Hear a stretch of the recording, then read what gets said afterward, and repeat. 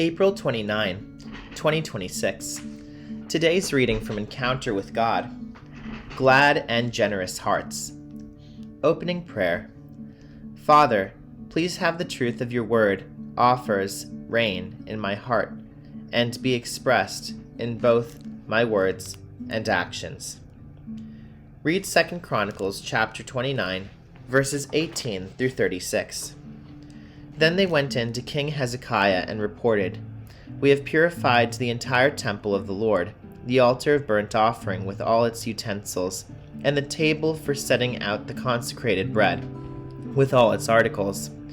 We have prepared and consecrated all the articles that King Ahaz removed in his unfaithfulness while he was king. They are now in front of the Lord's altar." Early the next morning, King Hezekiah gathered the city officials together and went up to the temple of the Lord. They brought 7 bulls, 7 rams, 7 male lambs, and 7 male goats as a sin offering for the kingdom, for the sanctuary, and for Judah. The king commanded the priests, the descendants of Aaron, to offer these on the altar of the Lord. So they slaughtered the bulls, and the priests took the blood and splashed it against the altar. Next they slaughtered the rams and splashed their blood against the altar. Then they slaughtered the lambs and splashed their blood against the altar.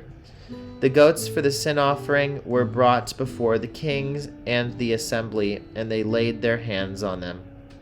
The priests then slaughtered the goats and presented their blood on the altar for a sin offering to atone for all Israel, because the king had ordered the burnt offering and the sin offering for all Israel.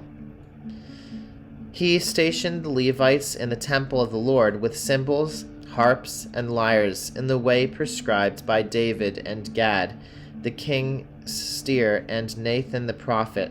This was commanded by the Lord through his prophets.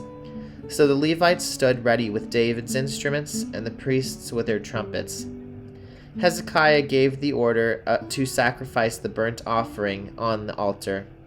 As the offering began, singing to the Lord began also, accompanied by trumpets and the instruments of David, king of Israel. The whole assembly bowed in worship, while the musicians played and the trumpets sounded.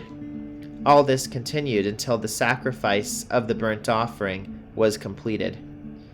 When the offerings were finished, the king and everyone present with him knelt down and worshipped.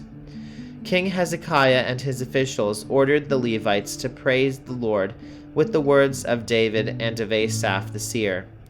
So they sang praises with gladness and bowed down and worshipped. Then Hezekiah said, "You have now dedicated yourselves to the Lord. Come and bring sacrifices and thank offerings to the temple of the Lord." So the assembly brought sacrifices and thank offerings, and all whose hearts were willing brought burnt offerings. The number of burnt offerings the assembly brought was 70 bulls, 100 rams, and 200 male lambs, all of them for burnt offerings to the Lord. The animals consecrated as sacrifices amounted to 600 bulls and 3,000 sheep and goats. The priests, however, were too few to skin all the burnt offerings, so their relatives, the Levites, helped them until the task was finished and until other priests had been consecrated, for the Levites had been more conscientious in consecrating themselves than the priests had been. There were burnt offerings in abundance, together with the fat of the fellowship offerings and the drink offerings that accompanied the burnt offerings. So the service of the temple of the Lord was reestablished. Hezekiah and all the people rejoiced at what God had brought about for his people, because it was done so quickly. Reflect. What encourages you most about worshiping with fellow Christians?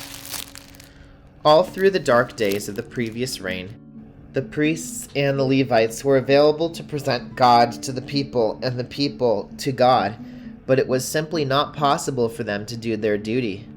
The new king, in contrast, did not merely set them free, but gave them express command to get on with the job, and that was precisely what they did. Then he led himself by example, as he went up to the house of the Lord at the head of the rulers of the city. An outpouring of generous thanksgiving resulted. Thousands of sacrificial animals were brought to the priests. What a messy, bloody affair! The reason for all the blood is explained to us in Hebrews chapter 9, verse 22. In fact, the law requires that nearly everything be cleansed with blood, and without the shedding of blood there is no forgiveness. It was a foreshadowing of the blood that would one day be poured out for many for the forgiveness of sins. This is one of the 3 examples of what constitutes true worship in this chapter. There was also the noise, yes, noise, of trumpets, cymbals, harps, lyres, and communal singing to extol the praises of God. And there was the solemnity of the king and the whole assembly kneeling down in reverence before the Lord. Are these 3 aspects represented in our own worship too? Do we make sacrificial offerings to God from glad and generous hearts on account of his self-sacrifice on our behalf? Do we join in heartily to make joyful noises to him in the congregation of his people? And do we have a habit of bowing before him, both privately and together with other saints, in reverence and awe? Apply.